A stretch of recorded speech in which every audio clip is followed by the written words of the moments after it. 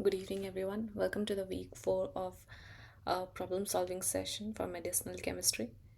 I'm Gitanjali Singh, a PMRF fellow from Department of Chemistry at IIT Kanpur. I'm your course TA for medicinal chemistry, and welcome back, everyone. So, before we start, uh, let me repeat this slide again. Problem solving session, which I host, will be held every Monday from 6 p.m. to 8 p.m. It will be live on Google Meet platform, and this will be recorded. This is a live session, but it will be recorded and the link will be shared to you after the conclusion of this session. In case of network eruption, please do not leave. Wait for a few minutes. I'll try to join back as soon as possible. Since this session is recorded, I would like you guys to post your questions in the chat box. I'll make a point of checking it every now and then. But if you feel like you have to, um, if you don't understand any point at that moment, please unmute yourself. You can do that and ask me the question. I'll try to answer it. But if any topic needs in-depth analysis or in-depth explanation, I'd request you to wait till the end of the session and we can discuss it after the session, during the end of the session. Again, the PPT that I've made that will be discussing through the lecture, and the recording will be recorded and shared with you. The link and the PPT will be shared after the conclusion of this presentation. This week we'll discuss the topics that were discussed were receptors as drug targets, part 1 and part 2, tutorial which included receptor drug interaction, stereochemistry, chirality, nomenclature, again drug receptor interactions, stereochemistry and conformation of the drugs, on tutorial in which drug receptor interactions was discussed, along with conformation of cyclic and acyclic structures. Let's briefly recapitulate what receptors are before going through the going to the problem solving session. Let's just recapitulate a few points. Most receptors are membrane bound proteins that contain an external binding site for hormones or neurotransmitters. Binding results in an induced fit that changes the receptor conformation, and this change instead triggers a series of events that ultimately results in cell response towards a particular event, and that's how cell chemistry is influenced. Neurotransmitters and hormones do not exactly undergo binding as was the case with enzymes. Here the chemical messengers, they bind to the receptors and they impart signals, and once they impart the signals they leave out unchanged, and the message is then passed from the cell to other parts that require the response. The interaction that binds a chemical messenger to the binding site must be strong to allow the chemical message to be received, but at the same time we don't want the binding to be that strong that it does not leave. Also, binding groups are functional groups present on messenger molecules which are used for binding it to the receptor binding site. And finally, the binding regions are the regions of receptor binding sites which contain functional group capable of forming intermolecular bonds to the binding groups of a messenger molecule. This is the same case as with enzymes, but in enzymes, uh, there was a strong binding with a different interaction. This time, the you know the neurotransmitters send the messenger. That messenger fits there, it sends some signal, and that's how this works. As can be seen from this picture here, you can see a neuron is releasing an electrical signal impulse, which instead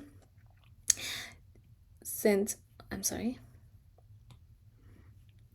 which you can see sends a messenger. Now this messenger goes and fits to the receptor. This receptor, you can see, this receptor here has a this receptor here has a hollow kind of space, and that can be a cleft, hollow, or service, anything. And the messenger, instead of the, you know, instead of the instead of anything else, instead, like in enzyme, the enzyme was the substrate was binding to the enzyme. Here the messenger binds to the receptor cleft, and this receptor then sends some signal to the nucleus of the cell, and the cell does response to the, sends a response to the concerned part of the body. Now there are three kinds of receptor: ion gated receptors, which can be ligand gated as well as voltage gated. The second one is G protein coupled receptors, and the third is kinase linked receptor. We'll discuss the ion channel receptor here. So you can see, after, this is generally concerned with transport of ion from extracellular space to intracellular space. We know that the cell itself has like both hydrophobic and hydrophilic part. The cell membrane, you can sorry so the hydrophobic part won't let ionic part travel easily, right? So this receptor has the part where the messenger comes and fits. Once the messenger fits to that part, it changes the conformation of the receptor. This changes the shape of the receptor, and then the message travels. And once the message is traveled, if a message has been sent, the messenger remains unchanged and leaves the part. uh, Unlike in case of enzymes, there is no formation of product. The messenger leaves as it came. So now you would assume that um, receptor basically is more or less like enzyme. We discussed in case of enzyme, it also had like hydrophilic part that would allow some kind of interaction to take place. uh, Here as well, that's the same case. You can see there's lock and open conformation of this receptor as well. um, the hydrophilic part of the receptor, the cleft part, is where you can fit in the ions. Now once the messenger comes there, you can see here it induces some kind of conformational change, and once that conformational change is induced, the gate opens. Once the gate opens, the hydrophilic part is free, and you get some kind of tunnel for the ionic parts to travel freely. This is how it travels inside the cell. Now you can see in the next image as well, the messenger comes and it binds to a binding site. Now once it binds to the binding site, there's a change, and before it was like this, and after that it opens up like this, creating some kind of tunnel for the charged ions to pass through it. So this is a very simple mechanism, and that's how ligand gated, voltage gated molecules travel. In ligand gated, it's controlled by ligands. In voltage, it's controlled by cell membrane potential. And that's how they travel. Like in case of neurons, minus 70 degree, you have to maintain certain cell potential, and it becomes polarized and depolarized to let to let the transfer of like potassium and sodium ions in and out. Now let's discuss the G protein coupled receptors. These are the important targets. As you can see, they constitute nearly 30% of all the drug targets. Now, so they basically include most of the receptors like androgenic receptors, receptors, and different receptors like that, and they have like their response is faster compared to kinase receptors. So you can measure their response is measured in seconds. They're activated by neurotransmitter like acetylcholine, dopamine, histamine, serotonin, glutamate, and non-adrenaline. And there are some peptides and proteins that also activate GPCR. And so let's discuss its mechanism briefly. You can see, um, as in case of all the receptors, that is the receptor binding site is like extracellular. The messenger comes, it fits there. And once it fits there, you can see there's this binding site. Before that, the binding site was closed. Once the messenger came there, and from the theory of induced fit, we can see that it led to conformational change, and that conformational change instead led to the opening of the binding site. So you can see the binding site has opened here. Now the protein goes there, and most of the time it becomes like a monomer or dimer, and these proteins further go and activate or deactivate, play a part of what they are supposed to in further you know part of mechanisms. Now the final kind of receptor, like family of receptors, is kinase linked receptors. These enzymes direct act these you know they actually activate enzymes directly, and they do not need cheap protein in that case. The proteins are also, they play the dual role of receptors as well as enzymes. They catalyze basically, um, you have heard, so let's take example of insulin. I think I've taken the example of insulin here. No, I'll just explain it. So you know uh, they basically they are involved in phosphorylation. uh, there's they If you remember few classes back, like maybe in second class or third, or our third class, we discussed the phosphorylation, like how nicotine, uh, forget it, it's okay. So um they reaction that is catalyzed, they use tyrosine residues, and now these residues are involved in phosphorylation. An enzyme that catalyzes phosphorylation is known as kinase enzyme, and so that the protein is referred to as kinase tyrosine kinase receptor. And as in case of phosphorylation, biochemically ATP is a cofactor here.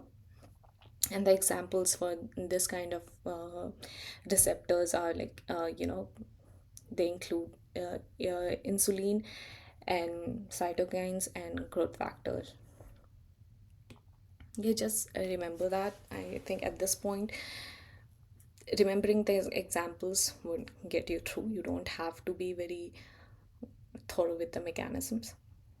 And also there is another all the receptors are not extra embedded membrane bound. Some of them are like inside the cell membrane, and these are called intracellular receptors. Because they are involved in transcription, they are called nuclear hormone receptors or nuclear transcription factors. These include steroid hormones, thyroid hormones, and retinoids. And the messenger has to pass through the cell membrane in order to reach its receptor. So it has to be hydrophobic in nature. Yeah, so in case of voltage gated receptors, they were basically helping the um, ions travel through, so membrane bound protein. So they had to be hydrophilic. That's not the case with intracellular. They are hydrophobic. The response time, because they have to travel inside the cells, and so it takes the longest response time, that can be from hours to days. They consist of single protein containing a ligand binding site at C terminus. You can see there's this C terminus as well as N terminus. N terminus is like near the binding site, and the C terminus is on the outer side, you could say. But these are intercellular, so that's not like, you please don't get confused with the membrane. Okay, so the DNA binding region contains 9 cysteine residues, 8 of which are involved in binding with 2 zinc ions. And because zinc plays an important role here in stabilizing and determining the conformation of DNA, they're called. Oh, I'm sorry. Let me remove that.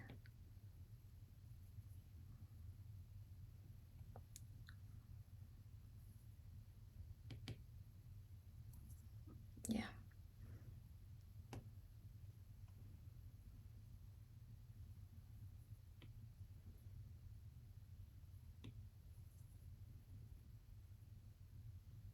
Yeah.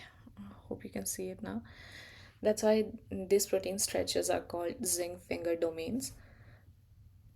Yeah, just sorry. Okay.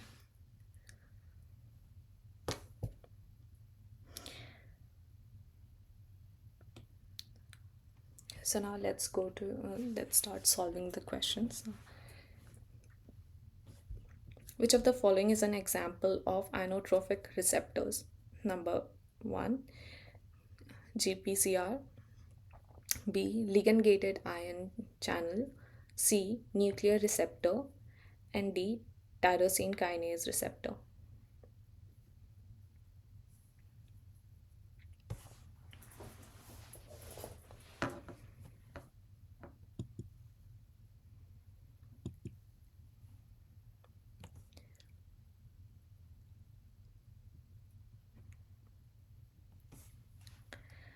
So ionotrophic receptors, we discussed in the first slide.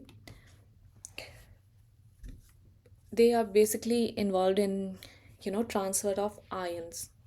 So the correct answer is actually B, ligand gated ion channel, because you know ionotrophic receptors are ligand gated ion channels that mediate rapid synaptic transmission. When the ligand, such as neurotransmitter, binds to the receptor, it causes conformational change that opens the ion, allowing the transfer of ions. That's what we saw here. If you can remember, this is this is what we discussed. So the correct answer is B, ligand gated ion channel. And why the others are incorrect? Well, GPRC mediates slower, and their response time is much more than ligand gated ion channels. And they are second messenger based signaling. The second one is involved in transcription. You can see the second one that we discussed was intracellular receptors. Intracellular receptors are involved in transcription, transcription and all. So they are not ionotrophic. And the third one is uh, involved in phosphorylation cascades. So that's not correct. The second question is, which class of receptor directly regulate gene transcription? A, GPRC. B, ionotrophic receptors. C. Nuclear receptor. D. Enzyme linked receptor.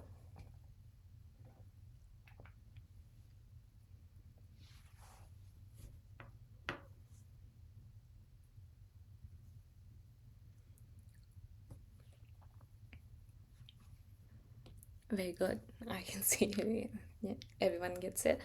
So, yeah, the correct answer is C.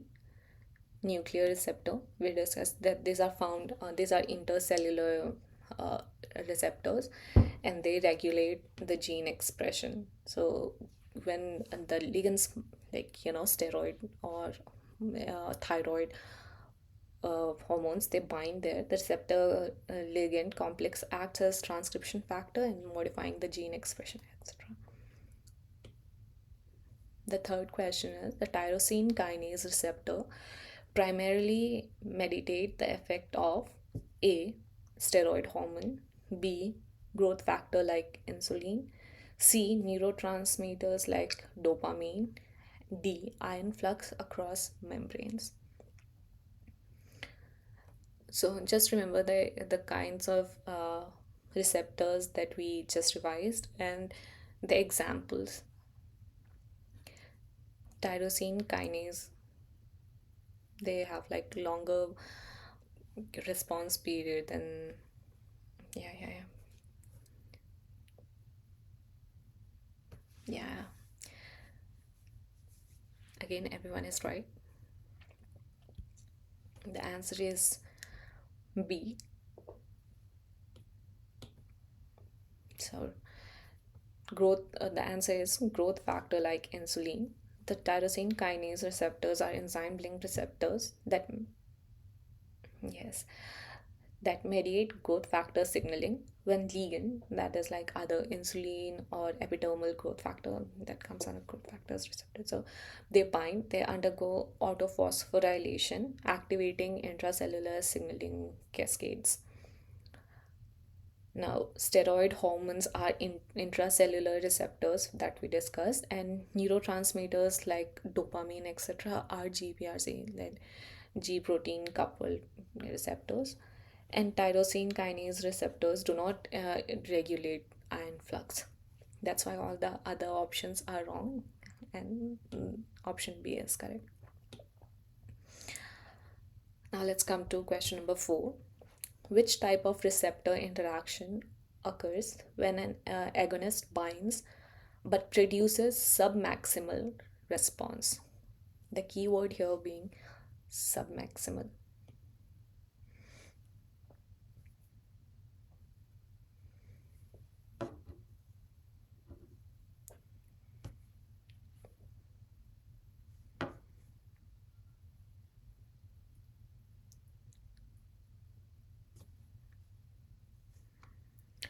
Yes, sir.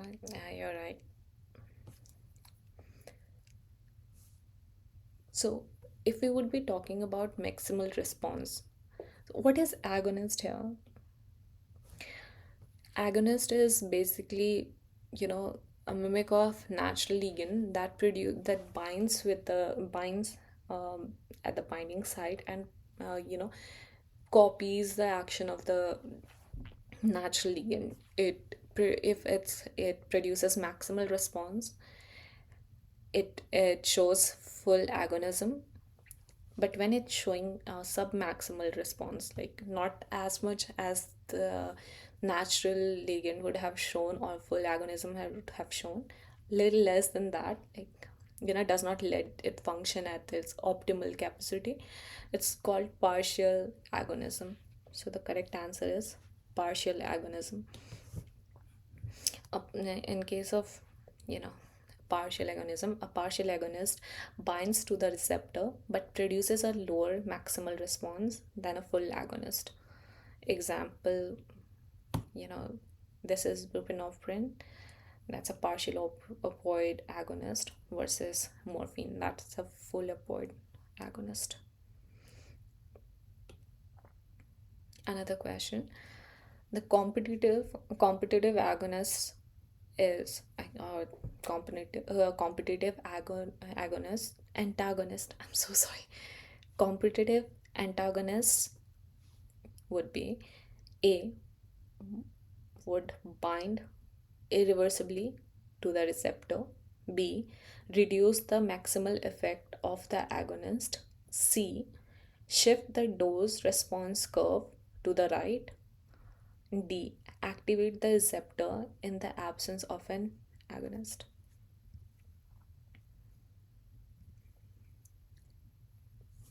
So let's discuss this slide once. So when a natural ligand, you know, uh, binds to the receptor, it causes the receptor activation and it behaves like it should. So that is like it's on its maximal optimum capacity. In case of agonist, it binds to the binding site and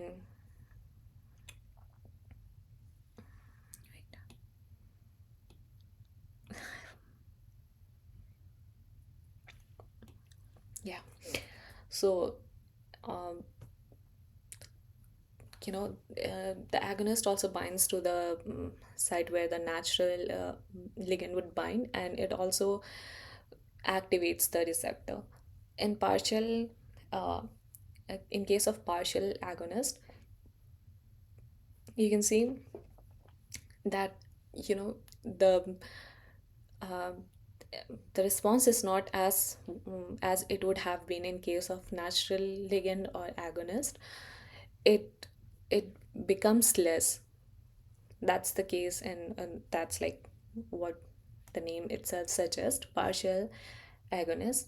Antagonist is, you know in case of antagonist, binding of an antagonist to the receptor does not cause any activation, and it prevents the natural ligand from binding.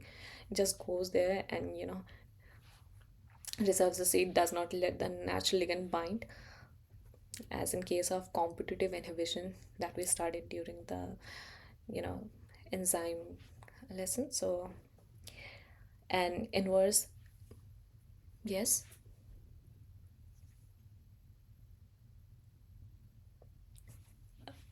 In case of inverse agonist, binding of an inverse agonist produces the opposite effect of what we would expect from a natural ligand. So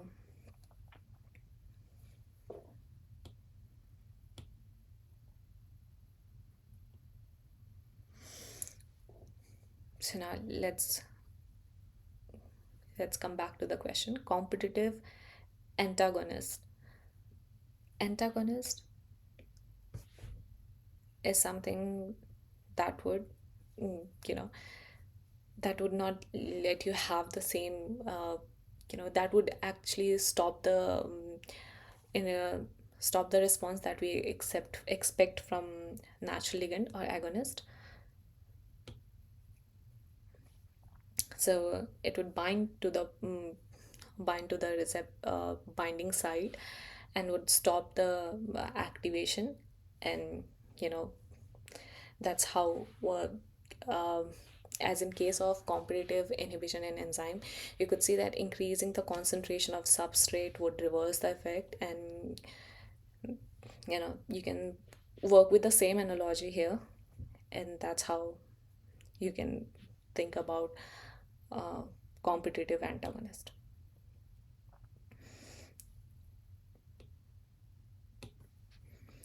Which of the following best describes an allosteric modulator? A. A drug that binds to the active site. B. A drug that competes with the natural ligand. C. A drug that binds to a different site and modifies receptor activity. Or D. A drug that degrades the receptor.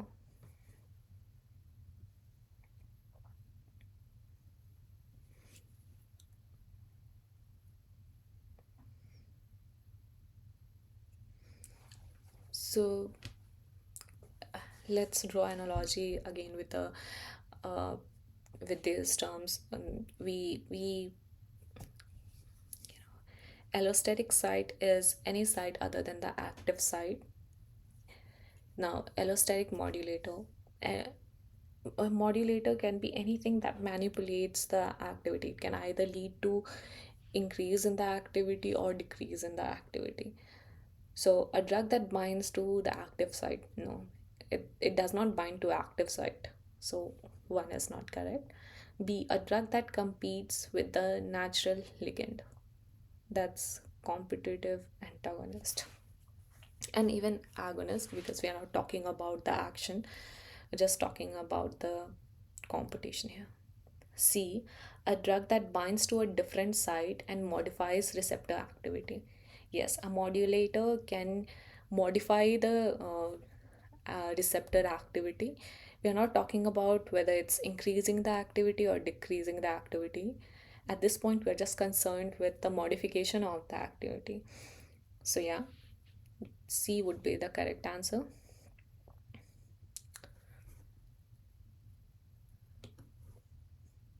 Again, yeah, a drug that binds to a different site and modifies receptor activity is called allosteric modulator. It can enhance or inhibit the function without directly activating it. You can see the example. I'm not discussing the example because I'm not going into the mechanism part of it. So you can just remember all these examples. I'll share the PPT after this session. The term affinity in receptor pharmacology refers to A, the ability of a drug to activate a receptor, B, the strength of binding between a drug and receptor, C, the maximal effect a drug can produce, or D, the dose of a drug required to achieve an effect.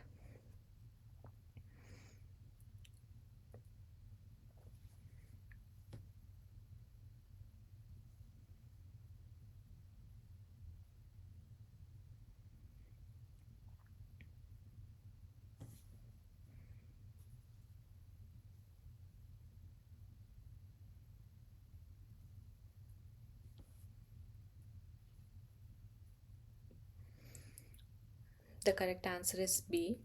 It's the strength of binding between a drug and a receptor. Affinity measures how tightly a drug binds to its receptor.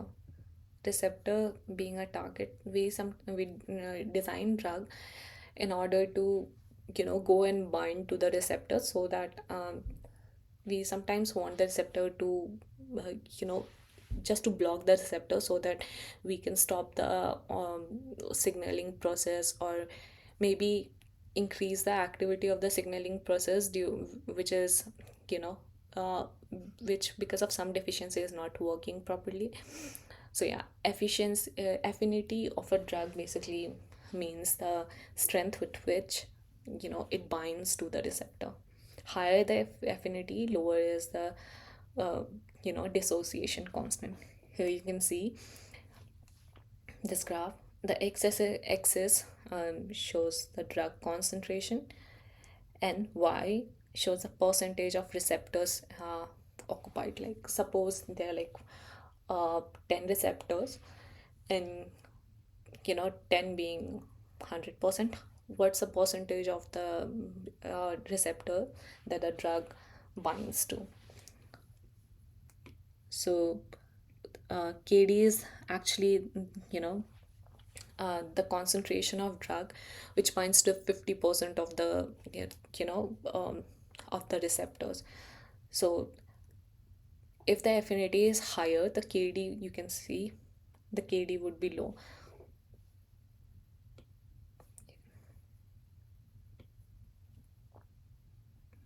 And question number 9, which of the following describes an inverse agonist?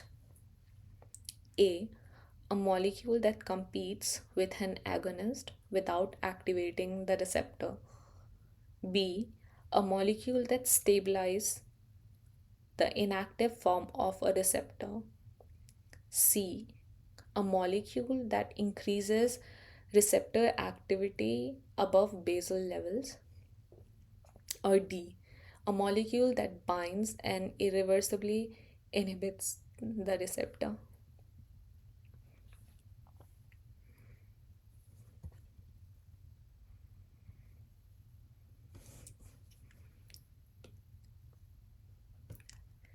The correct answer is B, a molecule that stabilizes inactive form of receptor. You can see inverse agonist not only blocks the activation but actually suppresses the basal activity.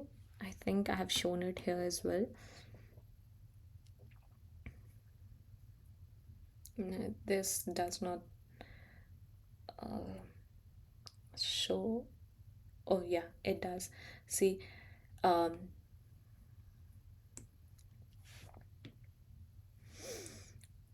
let me change the color probably.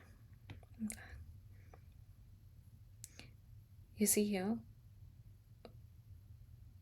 we are talking about agonist. I'm sorry, which one was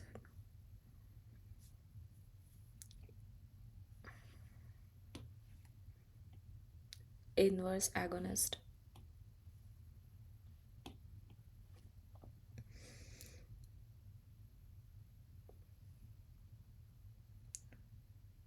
Agonist on.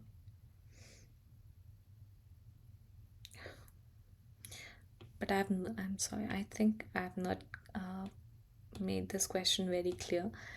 I should have mentioned whether it's reversible or irreversible, and I forgot to make the question clear, so I apologize. I'm sorry. um, in case of let's forget this question. I'm sorry. I'll I'll make a point of, yeah, I'll make a point of you know framing it properly the next time, and we'll discuss this properly in the next class.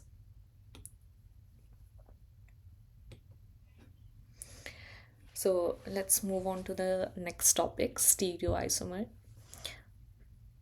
So the question number 10 is, stereoisomer of a drug can differ in A, shape and bond angles, B, atomic composition, C, spatial arrangement of atoms, or D, molecular weight.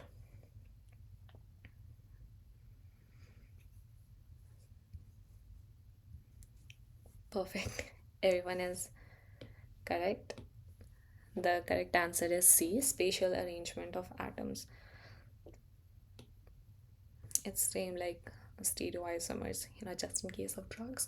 So spatial stereoisomers have identical formulas, molecular formulas, but they have different 3D orientation. Which of the following, next question, which of the following is true regarding enantiomer of a drug? A, they are mirror images but have identical pharmacological effect. Remember, I'll just underline up, maybe change the color. B, one enantiomer may be more potent than the other. C, they have different molecular formulas. And D, they cannot be distinguished by the body.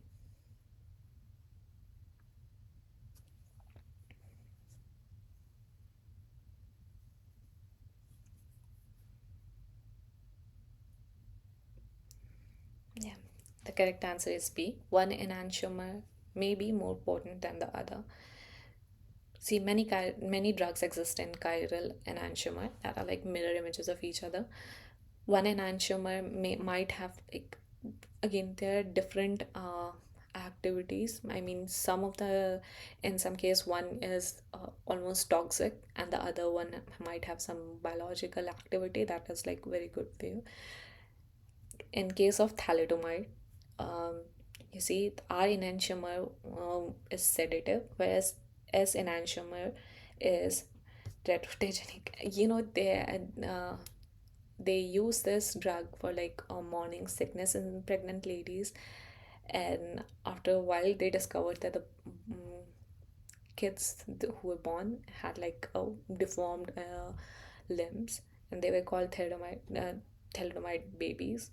And yeah, it was it was a very, yeah, yeah. So yeah, let's discuss this. So S thalidomide causes birth defects, whereas R is less toxic. The term eutomer refers to A. The less active enantiomer of a drug, B. The more active enantiomer of a drug, C. The racemic mixture of a drug, or D. The inactive form of a drug.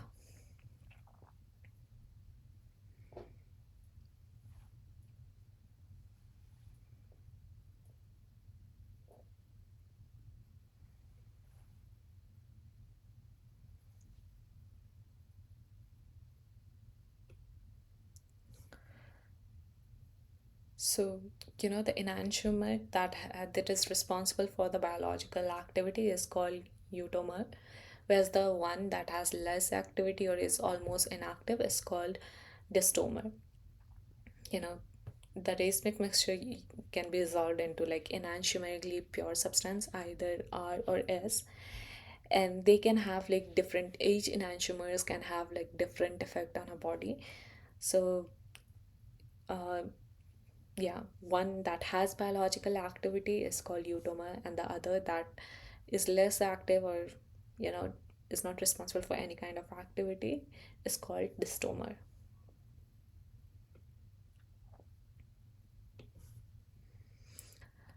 Next question.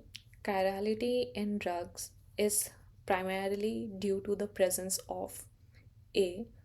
A double bond, B. A chiral carbon center, C. A hydrogen bond, or D. A benzene ring.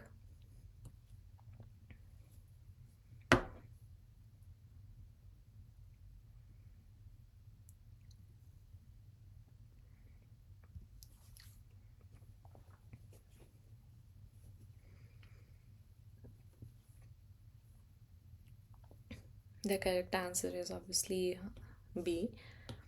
So the chirality arises because of the different substrates along the uh, tetravalent carbon. So they become, due to the different substitution, it becomes a non-superimposable mirror image, and they become enantiomers. Next question. A racemic mixture contains only the active enantiomer, B. Only the inactive enantiomer, C. Equal amounts of both enantiomer, or D. Multiple diastereomers.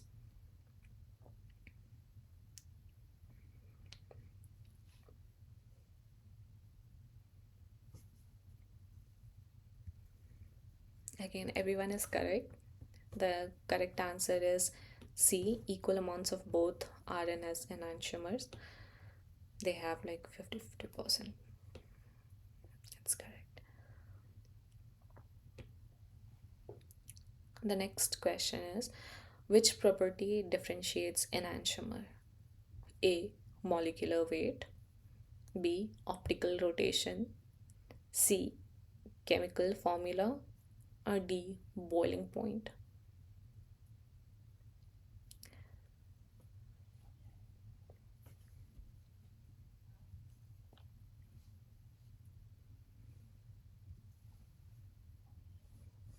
Yeah, everyone is correct again. Enantiomers have same molecular weight and chemical formula and boiling point. The only thing that is different is optical rotation. You know, one is p polarized and other is s polarized. So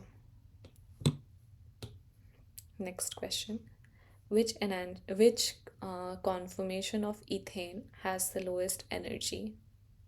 Lowest energy. That would mean like more stable one. A. Eclipsed, B. Staggered, C. Gauche, and D. Boat.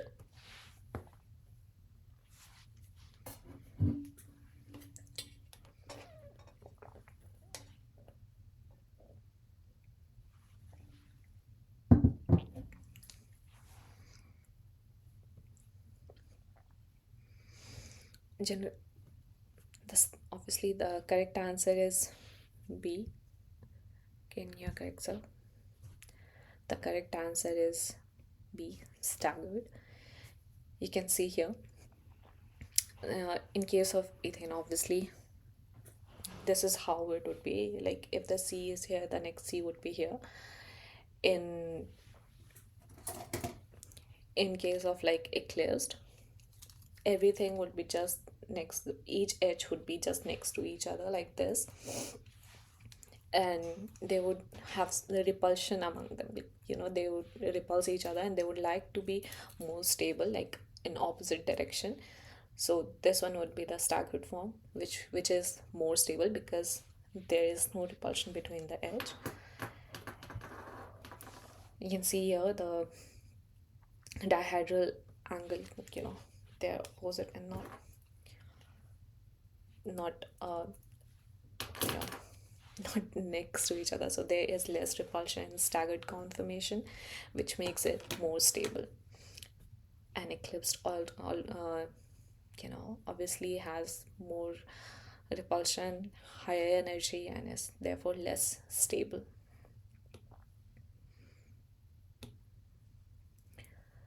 Now the most stable conformation of butane is A, eclipsed, B, gauche, C, anti, D, chair.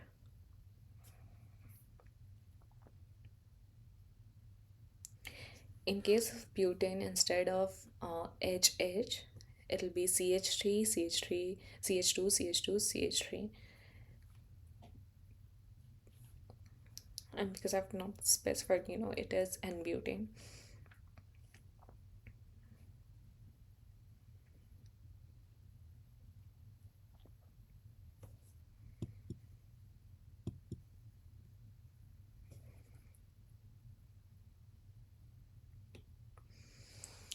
So you can see the CH3, note here, the CH3 is here and here.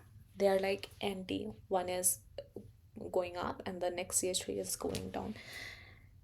They are like the CH3 are like at opposite you know angles. So the angle between them is 180 degrees, and this is called NT, which is obviously the most stable because there is like least repulsion.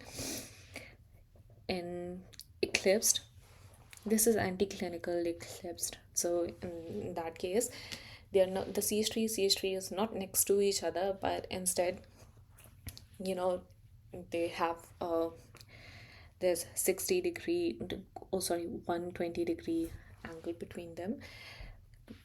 One rotation is 60, the next rotation is plus 60, it's 120.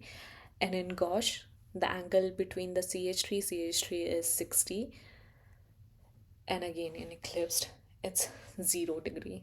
This one is least stable, has the highest energy, and the one that has like CH3 opposite to each other, making 180 degree angle, that is like most stable. So the correct answer is NT conformation.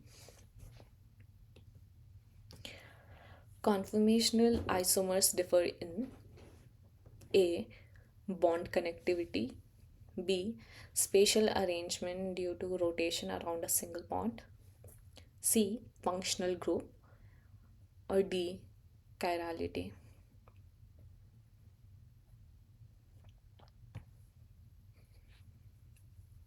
So we're just discussing different conformations of butane and ethane.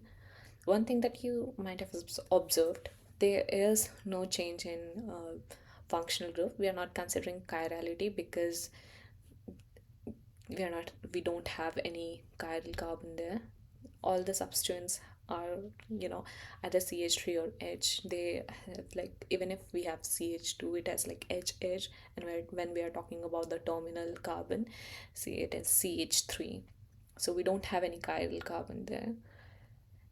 Bond connectivity, so we are not talking about bond connectivity because we see that they are connected, they have same bond connectivity throughout the molecule. The only thing that's different is spatial arrangement. CH3 is either in eclipsed form or in anti staggered skew. So that's just the difference in the spatial arrangement, because they can rotate very easily along the single bond. They, when we consider double bond, the rotation is restricted. In single bond, the rotation is free, so they are free to rotate in whichever way they want. Yeah, correct answer B, spatial arrangement due to rotation around single bonds. Next question. The most stable conformation of cyclohexane is A. Chair, B. Boat, C. Half chair, or D. Twist boat.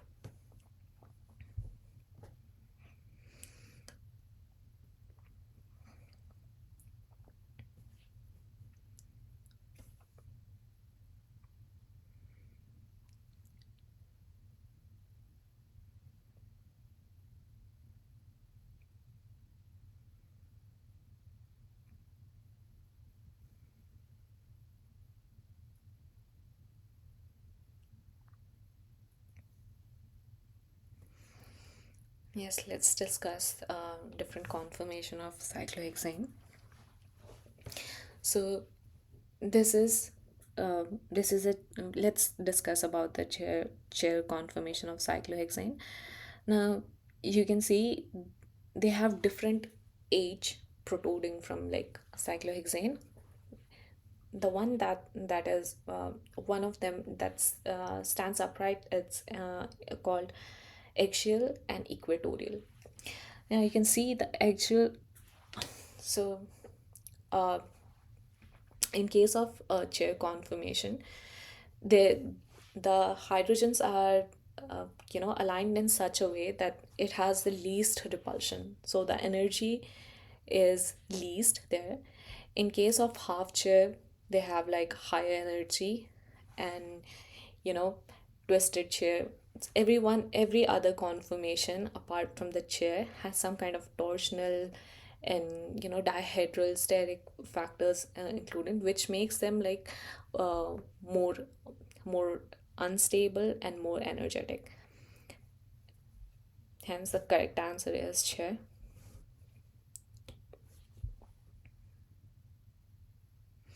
In case of in the chair conformation of cyclohexane, axial positions are, you can see here, number A, parallel to the ring, B, perpendicular to the ring, C, coplanar with the ring, or D, at 120 to the plane of the ring.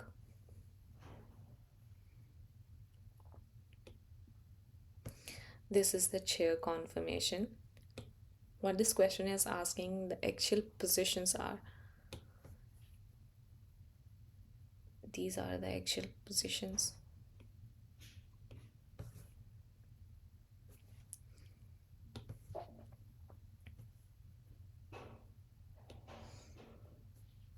Sorry. Yeah, this is the question. The correct answer is they're like perpendicular to the plane of the ring. So they either go up or down, and hence they are like perpendicular to the ring plane.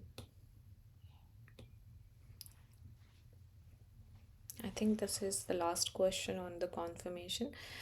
The least stable conformation of cyclohexane is, you can see from here, the one that has highest energy would obviously be the one that is least stable because it has highest repulsive energies. So you can see, in case of boat, most of the people get confused with the boat structure and halves chair, but the truth is, half chair, sorry, the half chair one, you can see, has the highest energy, so that would make it more unstable.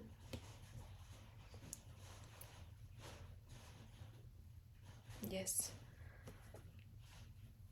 and the correct answer is C indeed, the half chair conformation.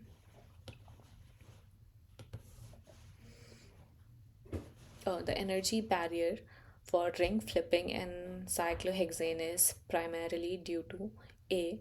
Steric hindrance, B. Torsional strain, C. Angle strain, or D. Dipole interaction.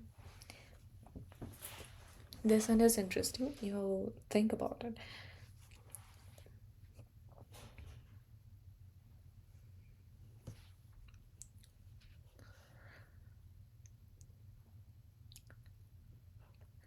No, ring flipping. Why the flipping?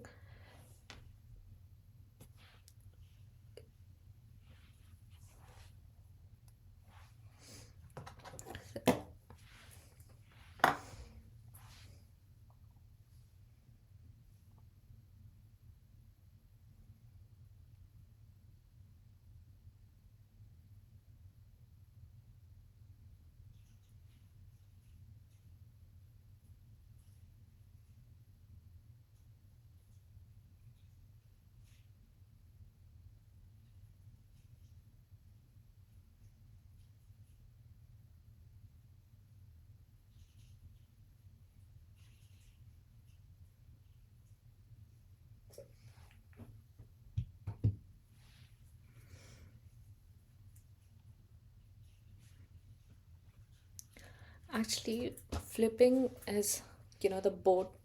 I'll show it from this diagram. Sorry. So you can see this is one chair and it changes to the next chair by just flipping the points. The equatorial become axial, the axial becomes equatorial. And this is due to the torsional strain, not a equatorial. I mean, not steric hindrance. So now let's discuss week 3 assignment. The answers and solution to week 3 has already been published. So let's discuss it briefly, how we come through the answers. Where does inhibitor on bind on enzyme in mixed inhibition?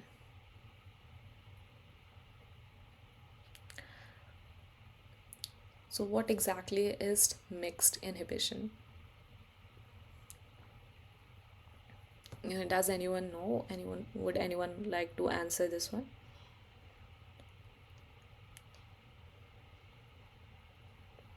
You can unmute yourself and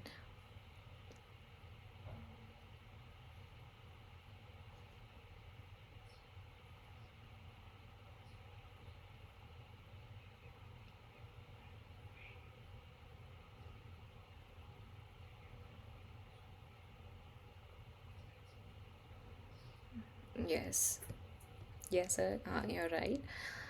So where does it exactly bind to?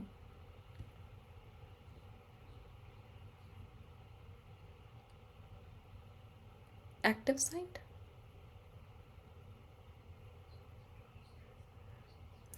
No, no, it's okay. Yeah, yeah, yes, you're correct. Uh, as I said, in case of mixed inhibition, the enzyme can bind to enzyme as well as enzyme substrate complex.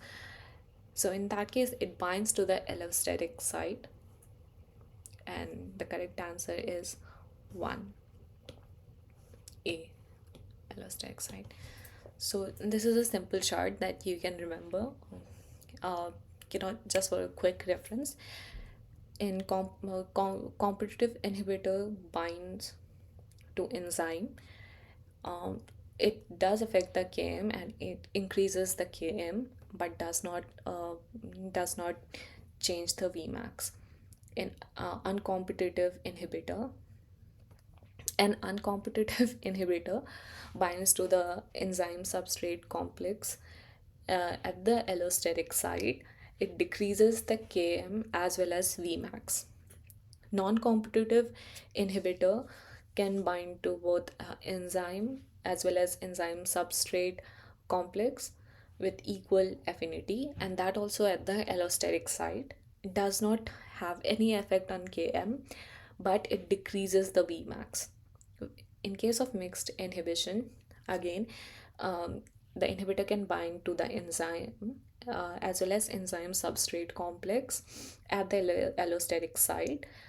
Now the Km can either increase, because mixed inhibitor, in case of mixed inhibition, it is a mixture of both competitive as well as non-competitive inhibition. So it can either uh, increase the Km or decrease it, depending on whether it's competitive, more competitive, or um, you know uncompetitive, and it surely decreases the Vmax. So if you remember this chart, you can just quickly solve the questions. The next question was, um, a student is conducting an experiment in which he adds an inhibitor to an enzyme catalyzed reaction. When the student first adds the inhibitor, the reaction rate decreases. However, he can return the rate reaction to normal by adding large quantity of substrate. What type of inhibitor is the student using? A. A non-competitive inhibitor. B. A competitive inhibitor. C. An uncompetitive inhibitor. Or D. The student likely made a mistake. This result could not occur regardless of any type of inhibition.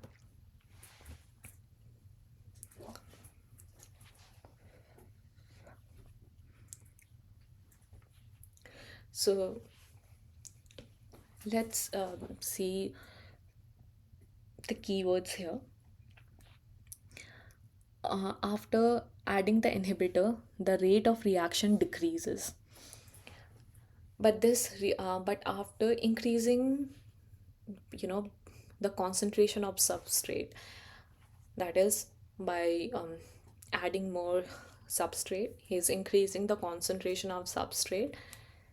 The inhibition decreases. I mean, the activity goes back to its normal rate. So this is the characteristic of like competitive inhibitor, where we know that the we can reverse the action of competitive inhibitor by increasing the substrate.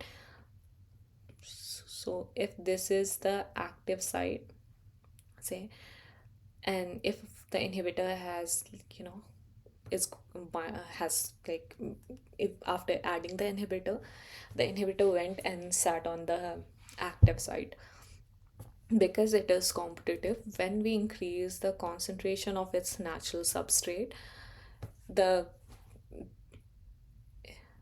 probability of the natural substrate to go there and bind with the active site increases, which reverses the action of the inhibitor, and that's when the inhibition decreases and activity increases. So the correct answer is competitive inhibitor. That's competitive inhibitor.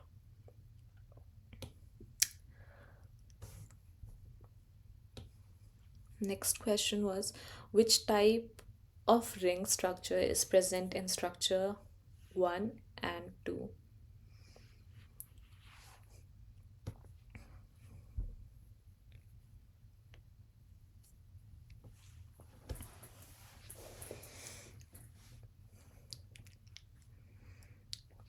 Yes, you are correct. You guys are correct again. The correct answer is D, purine. You can see the first two structures were uh, these structures were purine, and the next two structures were pyrimidine. Quinoline is this structure, heterocyclic this is bicyclic um, structure, where N is just adjacent to the yes, sure. And naphthalene again is uh, bicyclic structure that just constitutes unsaturated carbon.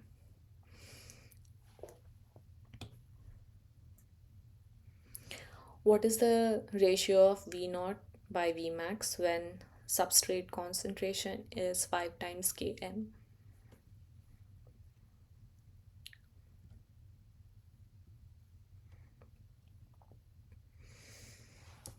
So I think we discussed a similar question when we were, discussing enzymes.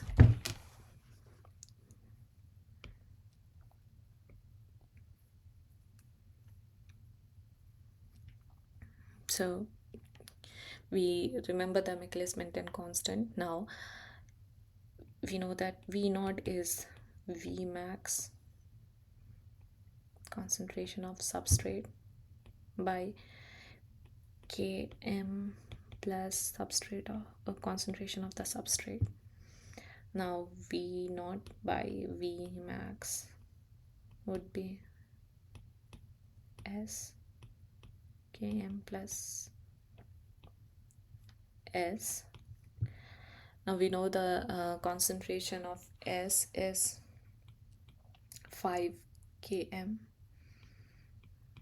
km plus 5 km.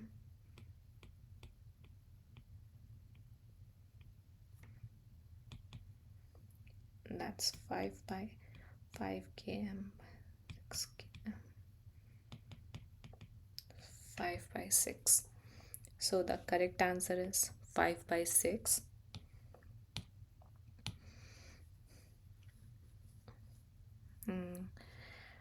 Let's go to the next question. The catalytic efficiency of two distinct enzymes can be compared based on which of the following factor? A. Km, B. Product formation, C. Size of the enzyme, or D. pH of optimum value.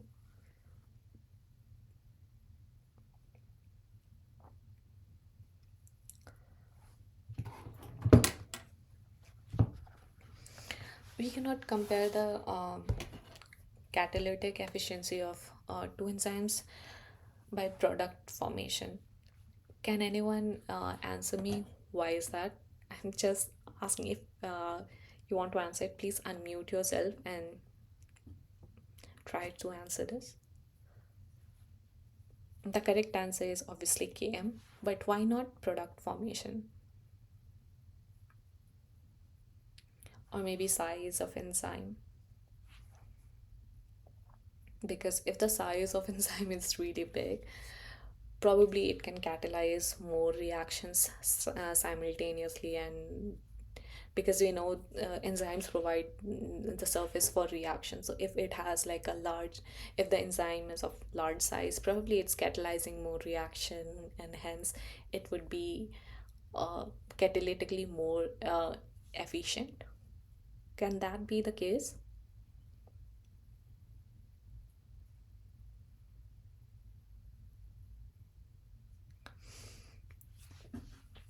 Okay, not exactly, because enzymes uh, they they have like particular active site. So the active site would determine how many catalytic reactions are going on.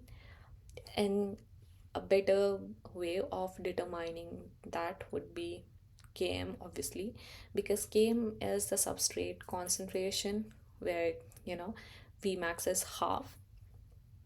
So the amount of substrate required for a molecule to work at the half of the optimum velocity, Vmax, is called Km. So yeah, the correct answer is Km. You guys are right again. Now, next question. What term is used to describe the process by which DNA is copied to produce two daughter DNA molecules? A. Reproduction, B. Replication, C.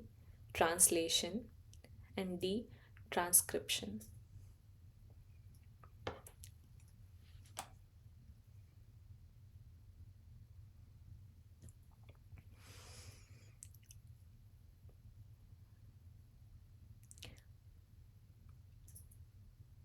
Yeah, yeah, so you are correct. The correct answer is replication, indeed. Reproduction, you know, we know that uh, that is not something that we use for DNA in terms of DNA. The process by which a DNA, makes its copies from one to two, it's actually replication, where whereas translation is, you know make a protein. By the process of translation, protein is made, and transcription, that's how it works. So the correct answer is replication. The next question is, when the velocity of enzyme activity is plotted against substrate concentration, which of the following is obtained? A. Hyperbolic curve. B. Parabola. C. Straight line with positive slope. Or D. Straight line with negative slope.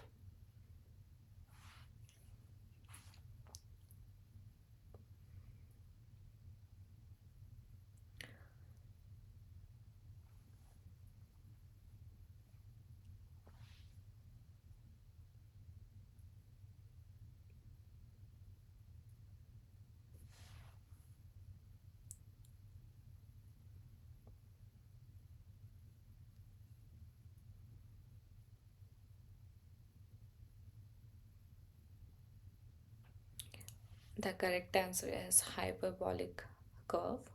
As you can see here, when the concentration of substrate is less, the as we start increasing the concentration of the substrate, the reaction is catalyzed at a very high speed. And once all the enzyme active sites are saturated, so the increase in the concentration of substrate does not have any effect because it is already saturated. So it turns into a hyperbolic curve. And yeah, the correct answer is A, hyperbolic curve. The next question is, how many nucleic acid bases on messenger mRNA is responsible for the coding of one amino acid? One, two, three, or four?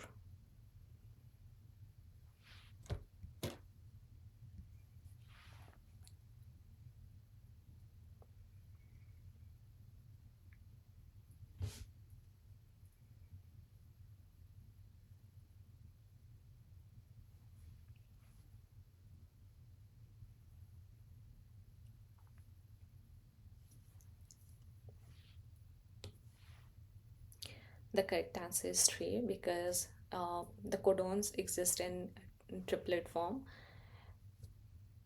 like A, sorry, like AUG. So the three nitrogenous bases are called codons, and these triplets together uh, are responsible for, coding of one amino acids. They're called codons. So the correct answer is three, indeed. Now the final question: match the following effects of reversible inhibitors on their enzyme kinetic parameters. That is like Vmax, how they affect Vmax or Km. A. Competitive inhibitor. B. Uncompetitive inhibitor. C. Linear mixed. Or D. Non-competitive. So we just discussed this, and I showed you a very um, quick graph to remember as well. I'll share that this PPT, and obviously you can have the graph. But at this point, take your time and try to remember and match this question. Take your time. So in competitive inhibition, we know that the inhibitor as well as substrate, they compete for the active site and enzyme. So the Vmax is not affected, but the Km, because um, the concentration, if you increase the concentration of the substrate, the efficiency of inhibition decreases, and the efficiency of enzyme increases, the activity of the enzyme increases. So that increases the Km as well. The substrate concentration increases, hence uh, the Km also increases, but the Vmax remains the same. So we can match A with 1.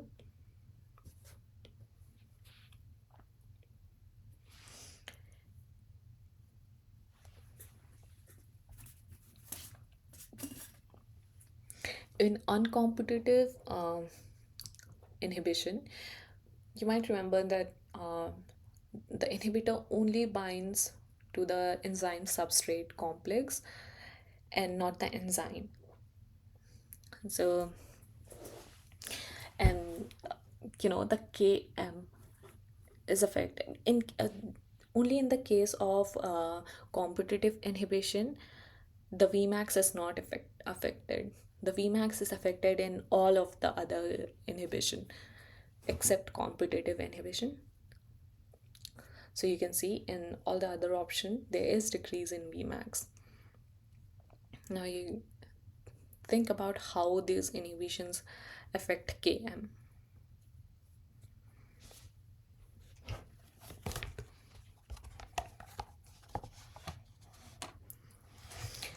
So in case of uncompetitive inhibition, the Km decreases as well as Vmax. So uncompetitive inhibition, you can mark 2. Now in case of linear mixed is basically mixed type of inhibition has parts of competitive as well as uncompetitive inhibition. It can either behave like competitive as well as uncompetitive. So we know that the Km would can increase or decrease, but we in all the other cases Vmax has to decrease. So you can mark 3 for C, and hence non-competitive. We know that non-competitive inhibitors can bind to enzyme as well as enzyme substrate complex, and there is decrease in Vmax, but the Km remains unaffected.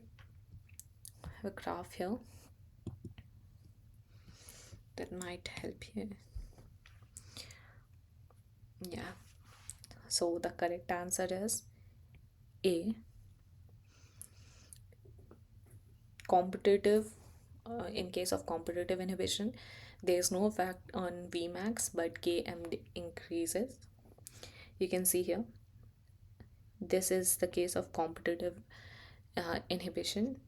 Here you can see the Vmax is decreasing, and because Km is half of the Vmax, you can see the half of the Vmax here comes to the new Km, which is highlighted with red. And you can see there, because the concentration of the substrate is increased in order to reverse the inhibition, the Km also increases. So in case of competitive inhibition, there's increase in Km. The second one is uncompetitive uncompetitive inhibition.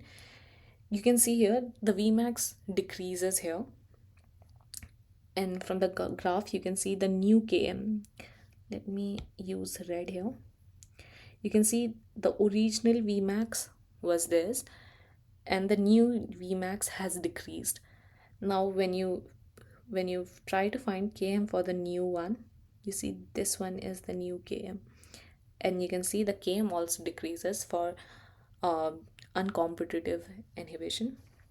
Again, uncompetitive inhibition is the one where inhibitor binds specifically to the enzyme substrate complex. And the last one,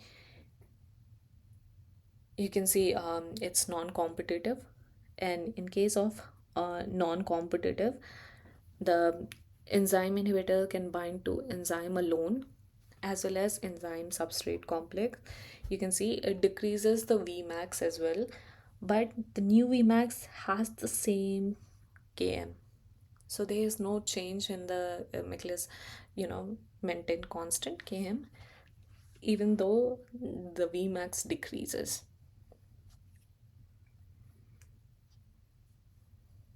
So I guess um, we have discussed all the previous week assignment questions, as well as we have revised the fourth week topics as well, where we discussed receptor drug interactions, stereochemistry, chirality, and yeah, different conformation of cyclic and acyclic structures.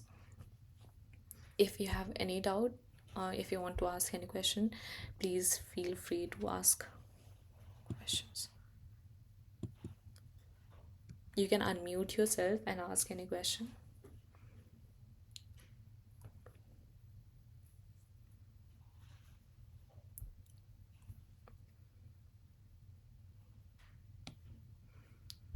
uh, was all the questions that we discussed with respect to receptors, the questions that I framed, were all those questions clear? Do you have any doubt with, any doubt regarding to any of the questions?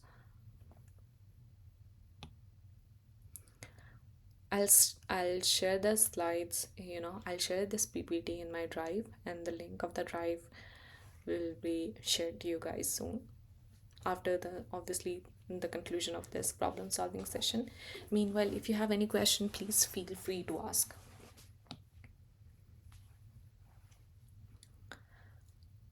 If there is no question, I would like to conclude this session. Again, if you have any question while going through the lesson or anything, you can post your question in forum. You can email us, any of the tutors, or you can ask now, or maybe make a note of the question and ask me in the uh, next session, which will be on Monday, 6 p.m. to 8 p.m. I'll wait for one more minute.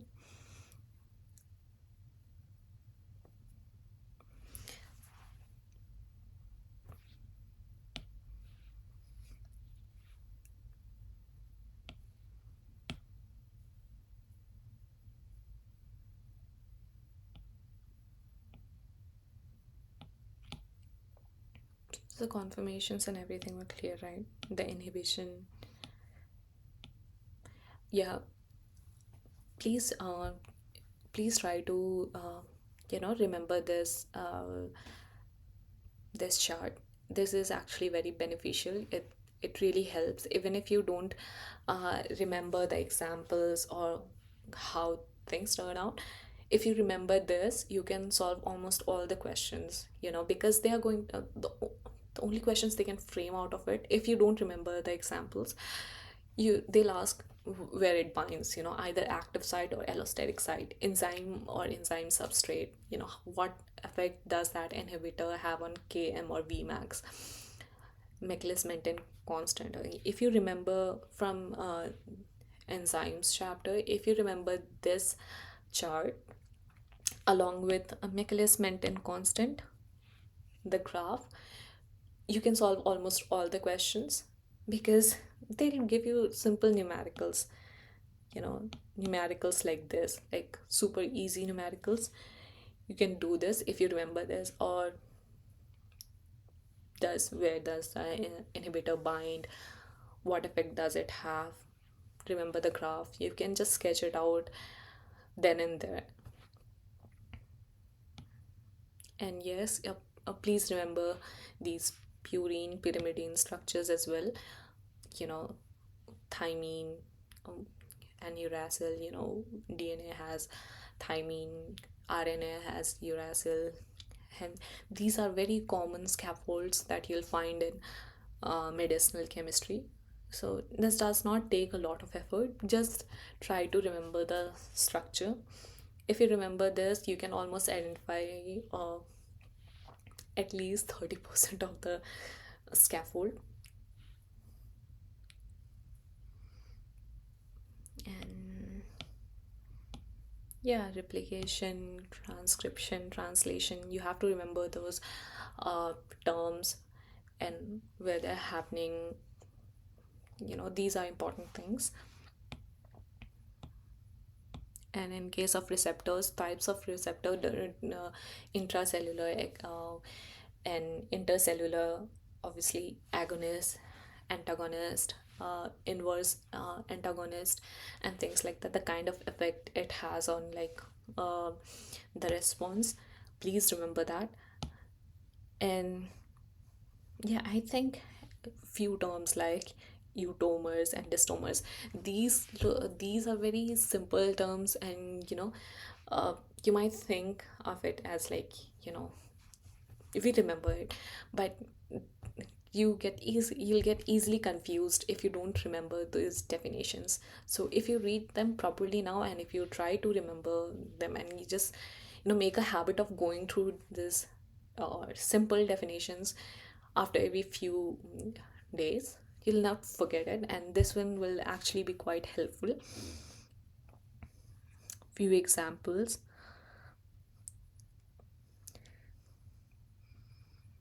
Yeah,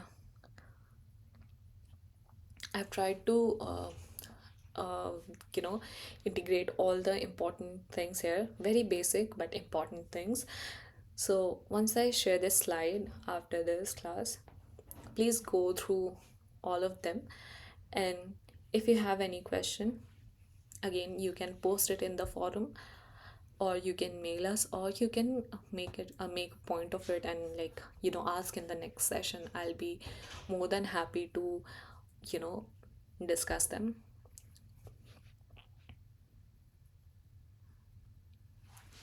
Yeah, so if you don't have any question, I'll conclude this session here. Yeah, thank you everyone. I'll meet you in the next session. Thank you. Good night.